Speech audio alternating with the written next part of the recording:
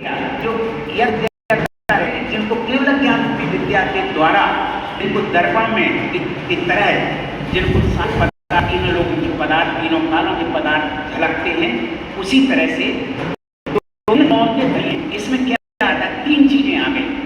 जैसे तत्वासूत्र के मंगलाचरण में मोक्ष मार्ग से नेतारम वेत्तारम कर्म भूगृताम ज्ञातारम विश्व तत्वानाम बंधे तत्व लगते हैं।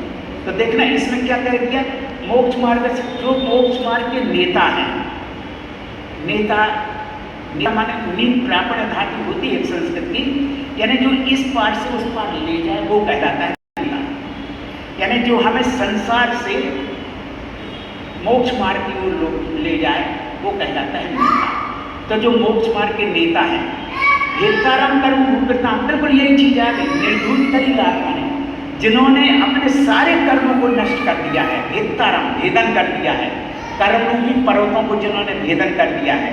और ज्ञाताराम विश्वतत्व नाम, अब यही आ गया, देखो सालोका नाम त्रिलोका नाम यद विद्या दर्पणादि, तो वहां पे आ गया कि ज्ञाताराम विश्व तत्व, विश्व माने संपूर्ण, जो जिनको संपूर्ण पदार्थों का ज्ञान है, जैसे मोक्ष मार्ग से नेताराम हेताराम कर्म और ज्ञाताराम विश्व तत्व नाम बंदे तदगुण रखते।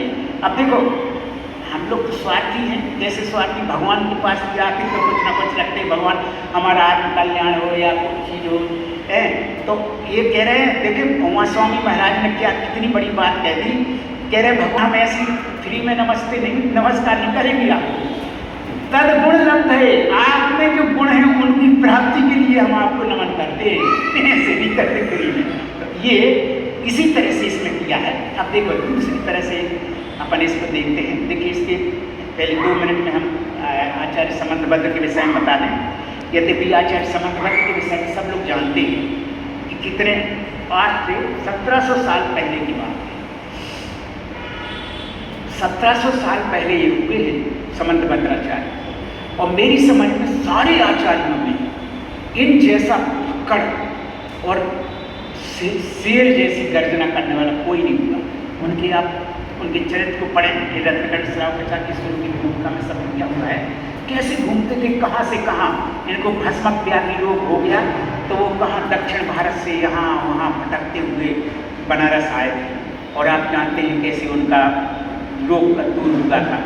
तो और इतने नहीं, उन्होंने लिखा है ये यहाँ का काशी नरेश पूछते हैं, जब वे आए ना काशी में, तो काशी नरेश ने पूछा कि आप कौन हैं, तो वो अपना कहते हैं कि ऐसी मैं वो हूँ कि मैंने पाटलिपुत्र मतलब पटना में दुंदुभी बजाई है, और यहाँ घूमे वहाँ रहे, वहाँ उनके शास्त्रार्थ में हराया है हमने इतने लोगों को, और अब मैं यहाँ काशी आया हूँ, तो काशी में अब यहाँ कोई पंडित हो जो मुझसे शास्त्रार्थ कर सके तो मैं चुनौती देता हूँ।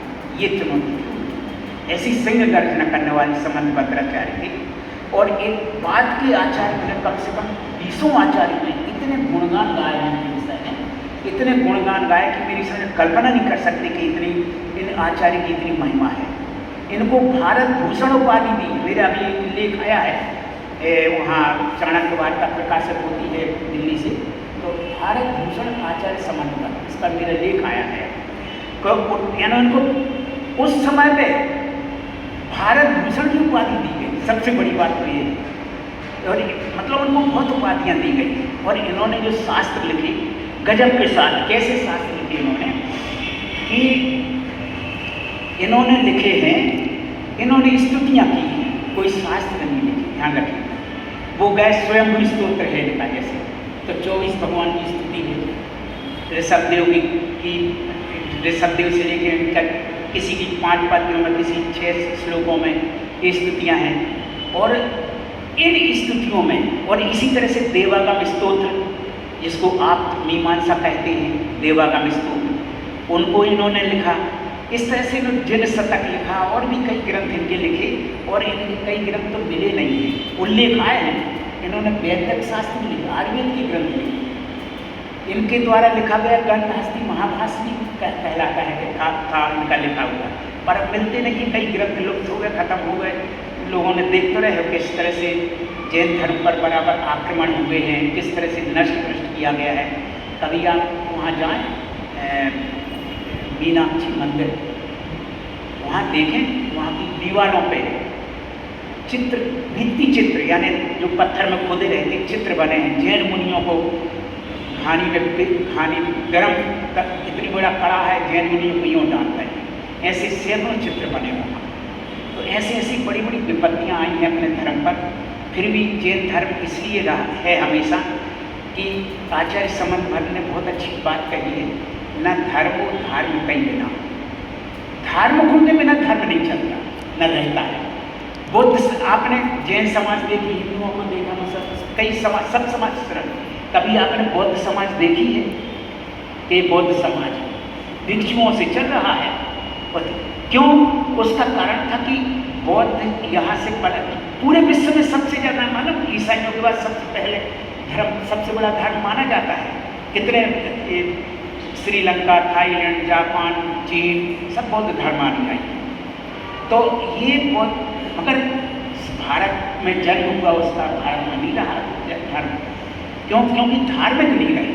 और जैन धर्म इसलिए हमेशा जीवित रहा और है, रहेगा, जब तक अपने श्रावक हैं, श्राविकाएँ हैं, धर्म के पालन करने वाले हैं, तब तक धर्म बराबर रहेगा, कभी नष्ट नहीं हो सकेगा।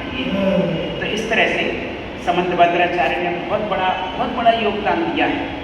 आप पे उनकी स्तुतियाँ पढ़ जाइए, देवागम स्तोत्र है, उन्होंने तीर्थंकरों को नमन किया है, मगर इतना दर्शन भरा है, उसके आधार पर देवागम स्तोत्र है आपकी मीमांसा, उस पर अष्टसहस्री, जैसे विद्यानंद जी महाराज ने, आचार्य विद्यानंद जी को 10वीं शताब्दी में उन्होंने अष्टसहस्री ग्रंथ लिख दिया।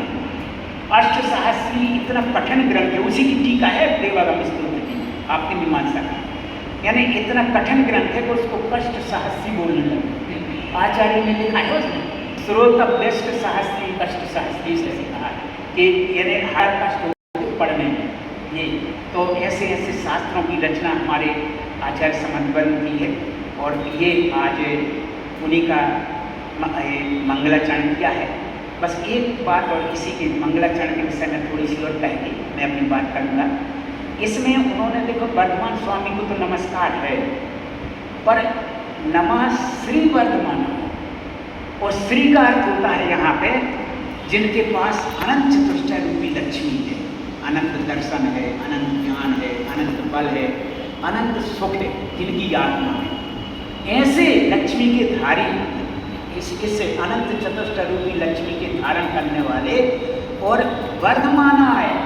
श्री वर्धमान का तात्पर्य केवल ये नहीं भगवान महत्व, वो तो है, दूसरा अर्थ निकलता है कि जो जिनकी विद्या केवल ज्ञान रूपी लक्ष्मी, जिनको अनंत चतुष्टय की प्राप्ति हो गई है और केवल ज्ञान के द्वारा जिनकी श्री की वृद्धि हो रही है, ऐसे 24 तीर्थंकरों को भी इसमें नमन किया है। प्रभाचंद्राचार्य की एक टीका है इसमें, उन्होंने टीका में इस तरह की बात कही। तो हमने अपनी बात पूरी कर ली। अब ये बस एक बार इसका अर्थ बता के पूरी बात कर लेंगे, जिससे कि पूरा ध्यान में आ जाए, क्योंकि हमारी एक, अगर हम आगे पढ़ा करेगा बार तो हम इसका अर्थ भी पूछते हैं और श्लोक भी सुनते हैं आप लोगों से, तो आप लोग इसको सुनाइएगा। अरे यहाँ पे है और नहीं तो आप व्हाट्सएप पर डाल दीजिएगा, तो उससे पढ़ याद कर लीजिएगा, बहुत सरल है। कहीं भी आप सभा में खड़े हों, कहीं बोलने के लिए मौका मिले, तो केवल इतना बोल दीजिए, अपन को हमेशा मंगलाचरण करके ही प्रवचन या अपना व्याख्यान देना चाहिए, बात कहना चाहिए। तो नमा श्री वर्धमान आत्मा ने सालों का नाम, त्रिलों का नाम, या विद्या दर्पणाएँ, और खुद याद नहीं करना है। हम आपको बतला, हमने हमारे बच्चे जब अब तो बड़े बड़े प्रोफेसर बन गए हैं, मगर छोटे थे, अपने साथ में सुनाते थे, उनको कई मंगलाचरण याद हो गए। वहीं लेटे लेटे 2 साल 1.5 साल जैसे जैसे बोलना शुरू करते ना, तो द्रव्य संग्रह करा दिया, जीव मजीवम कपम जनमर वसीण जीवन देवेंद्र बिंद बंदम मंदेकम संविदा, और एक और करा दिया था, वो हमारे बड़े बेटे का नाम अनेकांत है ना, तो उसको करा दिया था अनंत धर्मस्तत्वम पश्यति प्रत्यगात्मना अनेकांत वही मूर्ति नित्यमेव प्रकाशता। ये समय सार का मंगलाचरण है, आचार्य अमरचंद सूरी ने किया है। तो हमने कहा तुम्हारा नाम लिया रहा है, तो उसने जल्दी याद कर लिया, वो एक मंगलाचरण ज़्यादातर करता है। तो बचपन में अपने बच्चों के लिए भी संस्कार देना चाहिए, बचपन में खेल खेल में सिखा दो, ठीक है ना। तो इस तरह से आज की आप लोगों ने बहुत अच्छा वो किया कि आप लोग आए और इस तरह से हमने बात अपनी की।